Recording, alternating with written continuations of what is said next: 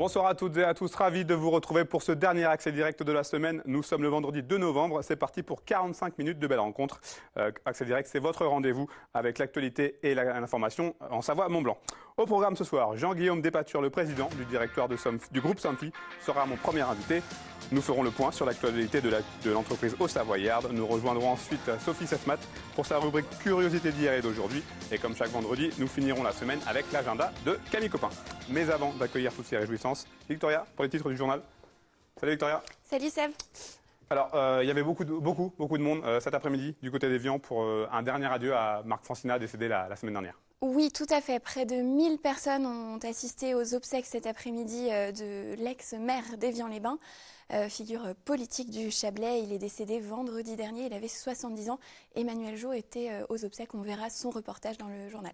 Et puis AOP et Technologie font désormais bon ménage à Albier-le-Jeune. Tout à fait, une ferme à la pointe de la technologie. Nous rendrons visite à Xavier et Laudine qui ont une exploitation laitière à Albier-le-Jeune. Et ces aménagements facilitent leur travail et améliorent les conditions d'élevage pour les animaux. Journal dans une petite demi-heure, on passe notre revue de presse. On commence avec un anniversaire. Oui, c'est Jean Sulpice qui fête ses 2 ans au bord du lac d'Annecy. C'est donc une info gourmande pour terminer cette semaine. Le chef déjà récompensé à Val Thorens, tu le sais peut-être, pour son restaurant l'Oxalis. Il n'a pas tardé à briller sur les bords du lac puisque la fameuse auberge du Père-Bise à Talloires avait décroché en février dernier 2 étoiles pour donc le restaurant gastronomique. Les personnalités se succèdent à la table du chef donc depuis 2 ans. On le voit sur ce post Instagram publié aujourd'hui. On voit notamment Marc Vera, le prince Albert de Monaco et j'en passe. Et puis les grandes villes de Haute-Savoie sont plutôt épargnées par le chômage. Effectivement, c'est une information de France 3 Auvergne-Rhône-Alpes qui reprend un classement de l'Express. Selon le magazine, les villes d'Annecy, d'Annemasse, de Chambéry et de Thonon sont plutôt bien classées parmi les villes de France où le taux de chômage est le plus faible.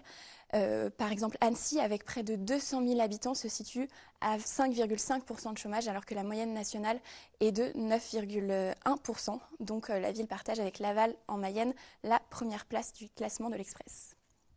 Et puis tu nous parles, Seb, d'un challenge. Oui, rendez-vous ce dimanche 4 novembre à partir de 10h jusqu'à midi pour le challenge Les 0 mégots. 2 points de rendez-vous sont prévus devant Courrier et au Petit Port d'Albigny. Alors le principe il est simple, il faut récolter le plus de mégots de cigarettes possible pendant ce laps de temps. Tout ça pour battre un triste record, le record de Toulouse, où les personnes avaient réussi à récolter 200 000 mégots. Pour faciliter le comptage, chaque participant aura un bocal en verre, donc une très très belle initiative. On peut se rendre sur la page Facebook, donc c'est ce dimanche. Et puis une interview de Martin Fourcade. Oui, une interview très intéressante que j'ai pris beaucoup de plaisir à lire sur le site internet du Monde. Martin Fourcade, on sait, quintuple champion olympique de biathlon, qui dénonce l'incohérence entre les moyens alloués à l'organisation des JO 2024 et la baisse des budgets des fédérations sportives. Je rappelle que pour 2019, le ministère des Sports verra son budget baisser de 30 millions d'euros, donc c'est vraiment une somme considérable. Le Pyrénéen, qui est également président de la commission des athlètes pour Paris 2024, pousse un petit coup de gueule. Je vous cite quelques passages. On s'est battu comme des chiens pour avoir l'organisation des Jeux après plusieurs échecs. Pourtant, les signaux envoyés par l'État montrent une absence de continuité ou encore, pas grand monde n'imagine les moyens avec lesquels on travaille aujourd'hui. Donc voilà, c'est une interview très intéressante, très humaine. On se rend compte qu'aujourd'hui, forcément, quand on pense aux sportifs de haut niveau, on pense souvent aux footballeurs qui gagnent énormément d'argent. Il y a aussi des sports où c'est plus compliqué, même un grand champion comme Martin Fourcade. Merci beaucoup, Victoria. Merci, Seb. À tout à l'heure. Allez, place à notre rubrique Actu. Je vous en prie, Jean-Guillaume Despature, bonsoir.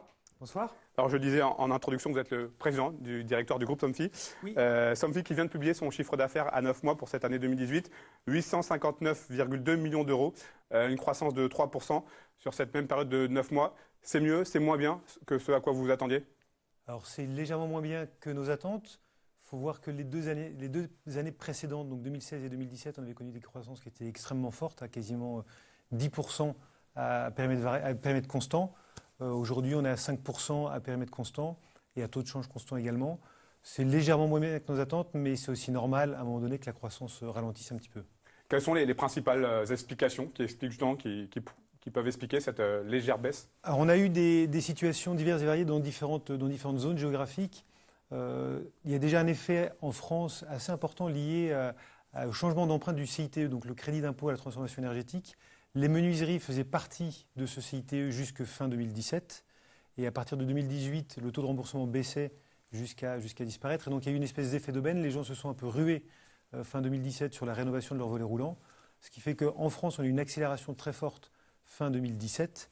Et ensuite, on a dans différentes zones, on ressent le contexte géopolitique qui n'est pas forcément évident, notamment au Middle East Africa. On a des zones comme la Turquie, l'Arabie Saoudite, la Syrie, où forcément ça ralentit assez fortement.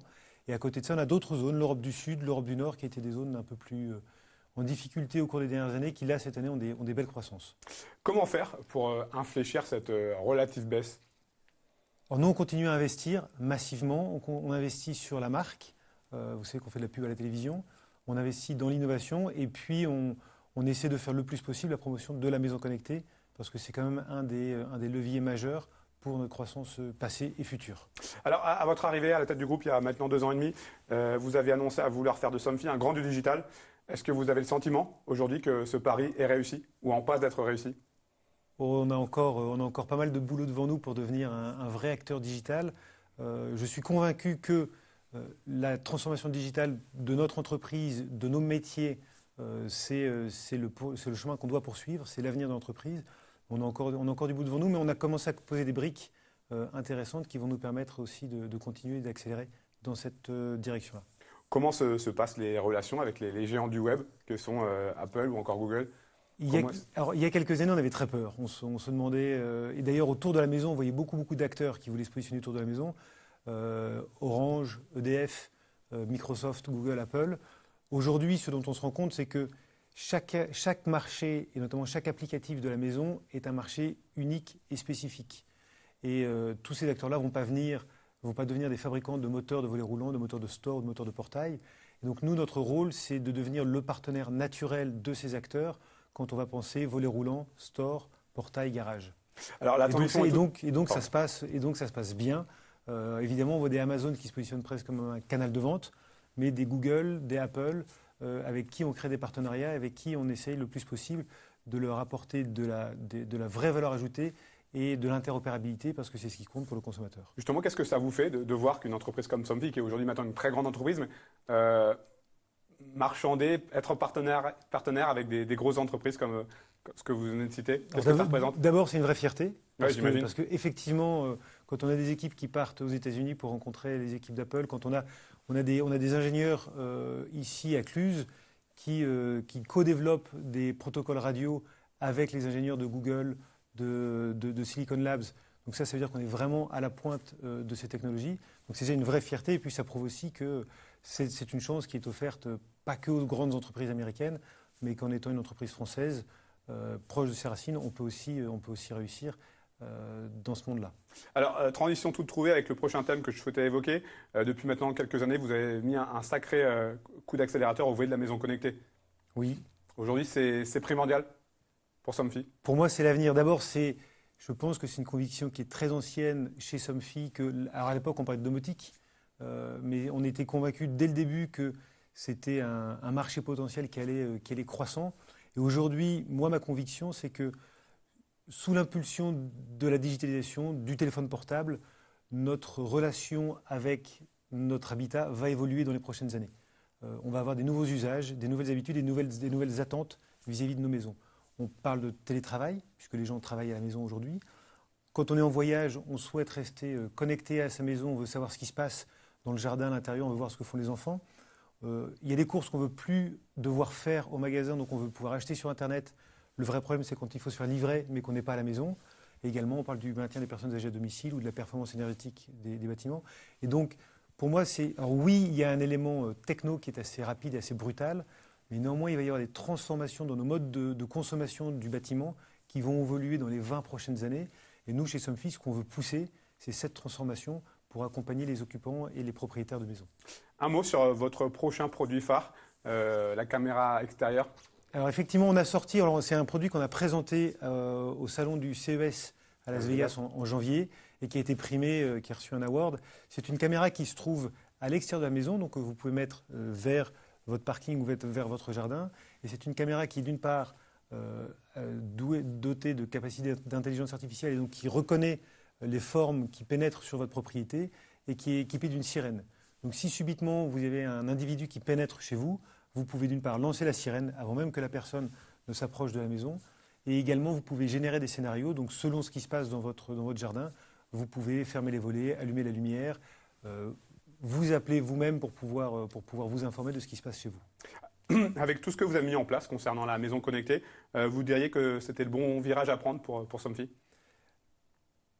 C'était définitivement le bon virage à prendre. Et en fait, moi, je le regarde de deux façons. D'une part, il y a, oui, toutes ces nouvelles opportunités autour de la caméra, autour du thermostat, autour de la serrure connectée. Mais il y a même la digitalisation de notre métier historique, puisque nous, on vend des moteurs de portail, de garage, de volets roulants, de rideaux. Dans 10 ans, les moteurs qu'on vendra, ils seront soit connectés, soit connectables. Et donc, cette digitalisation du métier historique, c'est de toute façon l'avenir pour notre entreprise et pour toute notre filière, que ce soit les fabricants de volets roulants ou les installateurs. Alors, au mois de mars dernier, vous avez renouvelé votre partenariat avec la Fédération française de ski pour 4 ans. Un choix naturel? C'était un choix naturel, effectivement. Alors, on a un double partenariat, puisqu'on a un partenariat avec Martin Fourcade et avec certains autres athlètes. Mais on a aussi un partenariat avec la Fédération française, où les équipes de France de ski nordique, donc biathlon, combiné nordique et ski de fond. Quelle vitrine ça représente, le sport et le biathlon en particulier pour Somfy? Je pense que c'est une histoire qui commence à dater, parce que ça fait bientôt 15 ans que Somfy est partenaire. Et le premier, d'ailleurs, ça a été Raphaël Poiré. D'abord, c'était une rencontre d'hommes, une rencontre de valeurs, puisque je pense qu'on partage, probablement au pied de la montagne, on partage des valeurs qui sont proches, d'humilité, de travail, de précision, de travail de longue haleine aussi, pour réussir. Et puis, et surtout, c'est le fruit du travail qui a été mené par la Fédération française, Michel Villon, Fabien Saguez, donc nous, on a commencé avec Raphaël Poiré, mais ensuite on a vu les champions se succéder les uns après les autres. Donc il y a un vrai travail de fond, une pépinière qui grandit, et ça c'est remarquable. On le voit sur l'écran. J'étais venu faire un petit reportage. Il y a même un club France pendant les Jeux Olympiques. Alors on le sait, Martin Fourcade est toujours au top. Chez les femmes, Marie-Dora Imbert a notamment pris sa retraite. Est-ce que vous envisagez à l'avenir d'accompagner de futurs espoirs du biathlon? Aujourd'hui, on a parlé de Martin, et on parle régulièrement de Martin. On a également Simon Fourcade, son grand frère, sous contrat. Aujourd'hui, on a Clément Paris en ski de fond et Nora Latuilière en biathlon, qui sont Clément et Nora des jeunes talents et des futurs champions, en tout cas on l'espère. Et on va continuer, comme on l'a fait depuis très longtemps, on va continuer à aller sponsoriser des jeunes talents, des futurs champions, pour continuer à les aider, à performer, à percer, et pour essayer d'identifier les futurs Martin Fourcade. Quand on voit l'interview dont j'ai parlé juste avant votre arrivée, on se rend compte que pour un sportif comme Martin Fourcade, aussi titré qu'il est, c'est très compliqué. D'autant plus, ça donne encore plus d'importance à votre partenariat, j'imagine. Pour nous, oui, et on le sait, parce que moi j'en ai discuté avec lui, j'en ai discuté avec Simon. C'est pas évident, effectivement. Vous parliez des footballeurs. On a vraiment deux mondes. Il n'y a pas que, mais il n'y a pas que, mais forcément. On pense aux footballeurs, aux pilotes de Formule 1, aux tennisman. C'est deux mondes différents. Et donc nous, on sait que par rapport aux investissements qu'on veut mettre en sponsoring, on n'est pas prêt à sponsoriser des sports comme ça. En revanche, on a un vrai écho, on a une vraie sensibilité et affinité avec des sportifs comme les biathlètes ou comme les skieurs nordiques. Un dernier mot avant de se quitter. Où en êtes-vous aujourd'hui dans le conflit qui vous oppose aux anciens salariés de Spirel? Alors vous savez qu'on a des procédures qui sont en cours au prud'homme et au tribunal de commerce. Et donc je ne commenterai pas ces procédures qui sont en cours. Merci beaucoup, Jean-Guillaume Despatures. Merci à vous. À bientôt. À bientôt, au revoir. Au revoir. Allez, on passe à notre rubrique curiosité d'hier et d'aujourd'hui. Et aujourd'hui, une chronique un petit peu particulière, puisque Sophie Sesmat a déserté notre plateau. Mais on la retrouve tout de suite depuis le Palais de Lille à Annecy. Bonsoir Sébastien. Eh bien, ce soir, exceptionnellement, j'ai décidé de sortir de mon canapé. J'ai décidé de vous emmener visiter une exposition pour pouvoir vous parler de 3 objets, les 3 objets de ma chronique sur nos objets d'autrefois. Et j'avais très envie, ce mois de novembre, de vous parler de la Toussaint. Alors, on est ici au Palais de Lille, dans le cadre d'une exposition que j'ai plus ou moins co-organisée. En tout cas, j'ai prêté des objets. Ce sont des objets de dévotion domestique. Cette exposition, elle s'appelle Sacré et quotidien. Vous pouvez la voir en ce moment jusqu'à la fin du mois de janvier. Et donc, dans le cadre de cette chronique, j'avais très envie de vous parler de l'histoire de la Toussaint. Alors, pourquoi est-ce que je voulais vous parler de la Toussaint? Bien simplement parce qu'on se méprend sur le sens de la Toussaint. La Toussaint, c'est avant tout une fête très très joyeuse. Et d'ailleurs, dans de très nombreux villages, autrefois en Savoie, les jeunes gens, donc à savoir les hommes, les jeunes hommes, avaient l'habitude de sonner le glas toute la nuit et d'aller chanter sous les fenêtres de tous leurs congénères pour récupérer des victuailles pour pouvoir passer une nuit fabuleuse ensemble. La fête de la Toussaint, c'est donc avant tout une fête extrêmement joyeuse. En revanche, le lendemain, c'est effectivement la fête des morts. Et faites attention à ne pas amalgamer ces deux fêtes qui sont bien distinctes. Dans le cadre de ma chronique, j'avais envie de vous présenter 3 objets qui sont liés justement à cette fête de la Toussaint. Et je voulais vous présenter 3 objets religieux. Alors le premier objet que je voulais vous présenter, il est là derrière moi. C'est une très très belle boîte de colporteur.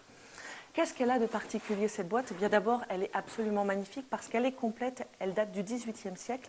Sachez qu'autrefois, les moyens de communication étaient souvent très réduits. Pour pouvoir se déplacer, il fallait prendre ses petites jambes. Et donc, il était très important que le commerce se fasse et les échanges commerciaux se faisaient dans les petits villages à travers le colportage. Dans cette boîte, qui est spécialement une boîte dédiée au commerce d'objets et d'articles religieux, il y a une infinie variété de petits sujets. Nous avons des crucifix, des images, des petits Christ, plein de petites représentations, des reliquaires, quelques bijoux. Sachez qu'autrefois, nos ancêtres étaient très très friands d'acheter ces objets lorsque le colporteur passait. Et quand le colporteur passait, que leur permettait-il d'acheter? Aussi de très jolies images. Alors comme je vous l'ai dit, la fête de la Toussaint, c'est la fête de tous les saints. C'est donc votre fête à vous qui êtes derrière votre écran. Bonne fête à vous. Et donc, à l'occasion de la Toussaint, on faisait parfois l'acquisition de ces très jolies images anciennes. Alors, ce qui est très intéressant, c'est que vous pouvez, à l'occasion de brocantes et de vide-greniers, faire l'acquisition de votre saint patron. Il suffit de le chercher très souvent, vous avez le nom qui est inscrit en dessous. Ici, vous avez Sainte Joséphine et en dessous, vous avez Sainte Jeanne. Alors, il existe une infinie variété d'images qui valent assez peu cher finalement parce que, vous savez, les objets religieux, pour certains, aujourd'hui, valent pas beaucoup de sous. Les gens s'en séparent parce que la religion, ça fait moins commerce, disons-le. Et donc, lorsque vous chinez, vous pouvez faire l'acquisition de ces pièces pour parfois moins de 10 €. Alors, un petit détail pour ceux qui auraient envie de chiner ces pièces vraiment sympas, je vous invite à faire très attention à l'encadrement. C'est très sympa d'avoir un cadre ancien. Chez nous, en Savoie, surtout chez nos ancêtres paysans, le cadre était noir et c'est très sympa de retrouver le cadre noir. Et il arrive parfois qu'on arrive à retrouver le verre d'origine. Quand c'est un verre 19e, le verre est légèrement bullé, pas toujours très droit. Et donc je vous invite vraiment à regarder la pièce quand vous l'achetez, justement pour faire attention à ces 2 détails, parce que plus votre pièce est d'origine, à savoir avec le cadre et le verre d'origine, plus elle a de valeur. Le dernier objet que j'avais très envie de vous présenter, c'est un objet assez exceptionnel qui, à nouveau, était acquis lors de colportage ou lors de pèlerinage. Je voulais vous présenter cette très très belle boîte de Sainte-Reine. Alors, avant de vous parler de la boîte, il faut avant tout que je vous raconte l'histoire de Sainte-Reine. Sainte-Reine, c'est une chrétienne martyre qui habite à côté d'Alise, dans un petit village qui est juste à côté d'Alésia, en fait, qui est en Bourgogne. Alors pourquoi est-ce qu'un objet bourguignon pourrait attirer en Savoie? Bien simplement, à nouveau, par le fait du colportage, simplement parce que les colporteurs les mettaient dans leur sac à dos et puis partaient dans les villages pour les vendre à droite et à gauche. Cette boîte de Sainte-Reine, on pouvait en faire l'acquisition à l'occasion d'un pèlerinage. Je vais donc vous raconter la légende qui va vous permettre de comprendre cette boîte de Sainte-Reine. Autrefois, Reine, puisqu'elle n'était pas encore sainte, était une jeune vierge très belle, d'une grande beauté. La région était gérée par un préfet romain et le préfet romain très vite a eu des vues sur Rennes. Il lui a fait des avances et Rennes les a refusées. Or, pour pouvoir épouser Rennes, il fallait absolument qu'elle se convertisse et qu'elle devienne païenne. Or, Rennes, chrétienne profonde, décide de refuser définitivement les avances de ce préfet romain et il va donc la soumettre à différentes tortures, alors toutes plus affreuses les unes que les autres, et elle va finir décapitée après avoir été ébouillantée. Une fois qu'elle a été décapitée, sa tête va rouler et là où sa tête va s'arrêter, à la fois il y a une source miraculeuse ainsi qu'un orme qui va pousser. Et pendant de très très nombreuses années, l'Église va exploiter cette source miraculeuse. Et de toute la France, on va venir pour guérir de la syphilis. Le pèlerinage d'Alise-Sainte-Reine, à côté d'Alésia, était extrêmement réputé. Et comme il était très réputé, il y a un commerce qui s'est établi autour de ce pèlerinage par des communautés religieuses qui ont créé de très nombreux objets que les gens pouvaient rapporter chez eux. Un petit peu aujourd'hui, comme ce qu'on fait lorsqu'on va en pèlerinage à Lourdes, on ramène un chapelet, une petite bouteille de la Sainte Vierge avec de l'eau miraculeuse à l'intérieur ou toute autre bricole qui a attrait au lieu et au pèlerinage et au saint qu'on vient prier. Eh bien, cette très belle boîte, elle est exactement le reflet de ces souvenirs qu'on ramenait autrefois de ces pèlerinages. À l'intérieur, vous avez de très nombreuses effigies qui sont presque toutes finalement des effigies de Sainte Reine et qui viennent raconter l'histoire de son martyre. Il faut savoir qu'autrefois, tout le monde n'était pas en capacité de lire. Eh bien, cette boîte, elle se lit un petit peu comme une bande dessinée, un peu comme les vitraux dans les églises. Il suffisait de suivre les registres les uns à la suite des autres et ça nous permettait bien de comprendre l'histoire et la vie de Sainte Reine. Alors Sébastien, eh bien, je vous invite à me rejoindre au Palais de Lille pour que je continue à vous raconter plein d'histoires croustillantes parce que j'ai encore plein d'objets sur lesquels j'ai beaucoup de choses à vous raconter. Si vous avez envie de venir me rejoindre, eh bien, sachez que dimanche, toute la journée, je fais une journée de médiation culturelle et donc je vais pouvoir expliquer aux gens qui viennent nous rejoindre l'ensemble de ces objets, les remettre dans leur contexte et puis vous raconter plein d'anecdotes. Je vous souhaite un très bon week-end. On se voit le mois prochain avec bien sûr 3 beaux objets à découvrir, des objets qui seront liés au mois de décembre, peut-être des objets de la crèche d'ailleurs. À très bientôt. Merci Sophie. Sophie, qu'on retrouvera sur le plateau d'Accès Direct et qu'on retrouvera aussi notamment pour un nouveau numéro avec toi. Oui, tout à fait. On n'a pas encore arrêté de date, mais normalement, on devrait faire une prochaine émission de Tous en Broc bientôt. Alors, vous l'avez reconnu, c'est Camille Copin qui m'a rejoint pour cette dernière partie de cette première émission. L'agenda, qu'est-ce qu'on fait? Enfin, on fait quoi ce week-end? Alors Camille, au programme ce soir, pas mal de choses différentes. On va commencer notamment avec une discipline que tu apprécies. Oui. Le run, la course à pied. Ben oui, Seb, on commence avec Malgré le temps. un super événement du côté de la Balme de Sillingy en Haute-Savoie, là que nous côtoyons tous les deux pour aller courir. Cette année encore, durant le premier week-end de novembre, sont organisées donc les 24 heures de la Balme, un rendez-vous caritatif, non compétitif et convivial, où chacun vient relever son propre défi en marchant ou en courant, seul ou en équipe pour 1 heure, 3 heures, 6 heures ou 24 heures. Tu y participes cette année? J'y participais parce que sache que c'est à chaque fois le week-end de mon anniversaire, donc c'est vrai que j'ai pas trop la foi. Mais on souhaite un bon anniversaire en avance. On pourrait courir aussi pour faire mon anniversaire. En tout cas, pour en parler plus en détail, je suis avec Frédéric Miolani, qui est l'un des organisateurs par liaison Skype. Fred, bonjour. Oui, bonjour. Alors, c'est la 5e édition cette année. Rappelez-nous un petit peu le concept. Donc le concept des 24 heures de la Balme, c'est une manifestation sportive et caritative qui se déroule pendant tout le week-end autour du lac de la Balme de Sillingy. Le principe est simple, on encourage les participants à venir participer à la manifestation en faisant des tours autour du lac sur différents formats. Donc 4 formats pour les adultes qui partent on va dire des plus fous qui vont venir courir 24 heures à partir de demain 15 heures.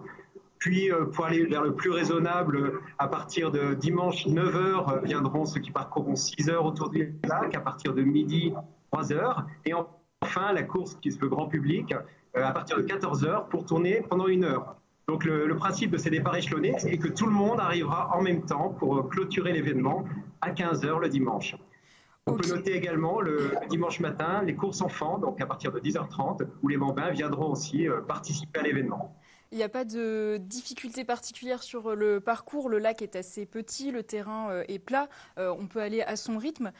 Si on fait les 24 heures, on a quand même le droit de se reposer ou il faut tout faire d'un coup? Non, c'est interdit de se reposer. Non, plus sérieusement. Oui, donc sur les 24 heures, forcément, il y a des petits moments de repos. Donc, on a une base vie où déjà, on sert à manger. On maintient un ravitaillement pendant les 24 heures. Et puis, on met à disposition également un dortoir pour les coureurs qui ont besoin de se reposer un petit peu. Et grande nouveauté, cette année, on aura un magnifique dortoir chauffé. Ah bah génial, donc c'est top en fait, tout le monde peut le participer comme il le souhaite. Je l'ai dit, c'est un événement caritatif, donc chaque année le fait de participer va permettre de récolter des fonds pour l'association K-Valentin. Vous pouvez nous en dire un petit peu plus sur cette association ? Je vais passer la parole à Yannick, qui est le président de l'association. Bonsoir. Nous avons créé l'association il y a maintenant 4 ans, après le décès de Valentin. L'association a pour but de collecter des fonds pour financer la recherche contre le cancer de l'enfant. Valentin est décédé d'un gliome du tronc cérébral. Quand il est tombé malade, on s'est dit, mais comme ça se fait qu'il n'y a rien qui existe. Et on s'est dit que il y avait très peu de subventions allouées à la recherche contre le cancer de l'enfant, particulièrement celui de Valentin. Donc l'idée, c'était de collecter des fonds pour pouvoir aider à la recherche. Tous les fonds se reverser à la recherche Et effectivement, c'est important. Est-ce qu'on peut encore s'inscrire? Est-ce qu'on peut s'inscrire sur place ou si on est motivé un peu à la dernière minute? Oui, bien sûr, on est en mesure d'accueillir à la dernière minute les participants, hein, à 15 minutes du départ. Les inscriptions peuvent se faire sur place pour chacune des courses. Il faut s'y arriver 15 minutes avant le départ et vous pourrez participer. On le voit, un coureur est arrivé derrière vous. Petite particularité cette année, vous vous êtes challengé et vous avez décidé de vous élancer à 15 heures aujourd'hui pour courir 48 heures d'affilée. C'est la première fois pour un tel challenge. Comment vous vous préparez pour tenir la distance? Alors, sur une course horaire comme ça, sur un circuit fermé, oui, c'est la première fois. Bon, j'ai déjà fait d'autres courses en montagne plus longues, qui ressemblent un peu à la Diagonale des Fous, ça parle beaucoup. Mais jamais sur un circuit comme ça où vraiment tentant de s'arrêter, quoi. À chaque tour, on peut s'arrêter et ça rend le challenge vraiment, vraiment difficile. Surtout que cette nuit, je vais être tout seul, il n'y a personne sur le parc. L'autonomie, ça va être lent. Et puis pour ce qui est de la préparation, pas vraiment. Non, je ne me suis pas vraiment préparé. Même pas du tout. Je fais de l'alpinisme toute l'année, mais en course à pied, j'ai rien fait. Mais bon, sur 48 heures, là, je vais aller tellement doucement que c'est plus une question de mental que de préparation physique. Oui, surtout que le lac, comme je le disais, je crois il fait 1,2 ou 1,3 km en rond, donc on a vite l'impression de tourner en rond quand on est tout seul, en tout cas. Oui, tout à fait. Mais en tout cas, merci beaucoup à tous les trois. Je vous souhaite du coup une belle édition. Et puis on ne sait jamais, hein, si j'arrive à me motiver au dernier moment ce week-end, je viendrai peut-être y faire un tour. Merci beaucoup en tout cas. Merci, bonne monsieur. édition. Merci. Bon anniversaire alors. Merci beaucoup. Allez Camille, on continue avec tes choix pour ce week-end. La période hivernale, la saison hivernale va bientôt débuter, c'est l'heure des bourses au ski. Exactement. Voilà, je parle toujours de course à pied tout au long de l'année, mais effectivement, la saison fait qu'on parle plutôt ski. Donc, pour ceux que les spatules démangeraient, vous pouvez vous équiper à petit prix grâce à diverses bourses au ski organisées ce week-end. En Haute-Savoie, vous pouvez vous rendre à la salle des fêtes de Rumilly, à la salle Cap-Périas de Sénaux ou encore à la salle socio-culturelle de la gare de Mieuxy pour faire de bonnes affaires. Côté Savoie, ce sera du côté du gymnase de Bissy à Chambéry que vous pouvez faire ou refaire votre équipement complet pour la saison à venir. Une alternative économique mais aussi écologique, Seb, donc à faire sans modération. Et vu la période, il commence à y en avoir un petit peu partout dans nos départements. Vous pouvez surveiller les ventes qui ont lieu près de chez vous sur le site skiinfo.fr. Direction la Suisse pour le Salon de la Montagne. Oui, on reste dans l'univers de la montagne, Seb, avec le Salon de la Montagne à Palexpo à Genève, en Suisse voisine. Ce sera la deuxième édition qui fait partie des automnales de Palexpo, qui a commencé aujourd'hui et qui se terminera ce dimanche 4 novembre. De nombreux exposants sont attendus pour vous informer sur les activités de montagne, l'équipement relatif aux différentes activités, etc. Et puis, bien évidemment, il y aura pas mal d'activités comme un big airbag, un mur d'escalade, une patinoire, des ateliers spéléologie ou encore la possibilité de s'essayer à la chute libre depuis 15 mètres de haut. Bref, tout un beau programme à découvrir ce week-end. Comptez 14 francs suisses pour un adulte, 7 pour les étudiants et ayants droit. Et c'est gratuit pour les moins de 16 ans. Pour les horaires, demain, vous pouvez y entrer de 11h à 21h et dimanche de 10h à 20h, tout en sachant que l'entrée est gratuite pour tous à partir de 18h. Donc voilà, si vous voulez tarder un peu pour en profiter gratuitement, c'est aussi possible. On termine avec un autre salon, Mieux Vivre Expo. Oui, vous avez pu le vivre en live sur notre page Facebook ce mercredi matin avec toi, Seb. L'ouverture du salon Mieux Vivre Expo a eu lieu ce 31 octobre et vous avez jusqu'à dimanche pour en profiter et aller y faire un petit tour. Ça se passe au parc des expositions de La Roche-sur-Foron et plus de 34 000 visiteurs y sont attendus. Cette année, la gastronomie est mise à l'honneur et vous pourrez donc entre autres retrouver plus de 350 exposants, dont des spécialistes en ameublement de cuisine, équipements culinaires, espaces gourmands et restaurants. Mais comme son nom l'indique, le salon Mieux Vivre Expo regroupe également des constructeurs, des artisans d'art, des commerces en mode et en bien-être, du sport, des loisirs, etc. Bref, les amoureux des bons produits et les créatifs y trouveront leur compte. Comptez 5 € pour un adulte, 3 € pour les étudiants et les plus de 65 ans. Et c'est gratuit pour les enfants de moins de 12 ans. Et vous pouvez aller y flâner entre 10h et 19h jusqu'à dimanche. Merci beaucoup Camille. Merci Seb. Très bon Allez, week-end. on retrouve Victoria pour le rappel des titres du journal. Victoria, il y avait beaucoup de monde, beaucoup d'émotions cet après-midi à Évian. Oui, près de 1000 personnes ont assisté aux obsèques de Marc Francina, le maire d'Évian-les-Bains. Ces obsèques avaient lieu cet après-midi. Figure politique du Chablais, il a été maire d'Évian pendant 23 ans. on verra le reportage d'Emmanuel Jo. Et puis les fermes AOP se mettent à la technologie. Oui, on découvrira une ferme à la pointe de la technologie. Nous rendrons visite à Xavier et Laudine à Albier-le-Jeune grâce à un reportage de Clémence Roaldès. Merci beaucoup Victoria, on se retrouve dans quelques minutes juste après la pub pour le journal de 8 Mont Blanc. A tout de suite.